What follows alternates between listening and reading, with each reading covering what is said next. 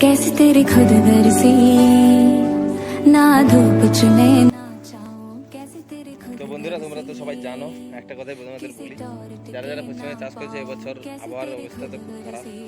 তো চাষ একদম মানে নাই বললেই চলে। মোটামুটি চাষের অবস্থাটা দেখো বন্ধুরা, পুরো একদম জমিন শুয়ে গেছে, একদম কাদা কাদা। মানে এবছর চাষিদের এত সমস্যা হয়েছে, মানে মানে আবহাওয়ার জন্য পুরো একদম শেষ।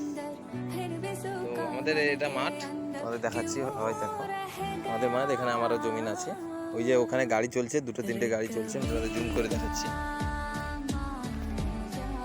এই যে দুটো গাড়ি চলছে, এই সাইডে গোটে গাড়ি চলছে, মোটামুটি এরকম গাড়ি এসছে, গাড়ি অনেকগুলো গাড়ি এসছে। কিন্তু এইসব ধান শুয়ে যাওয়ার জন্য কি হচ্ছে বন্ধুরা, গাড়ি কাটা হচ্ছে না এরকম।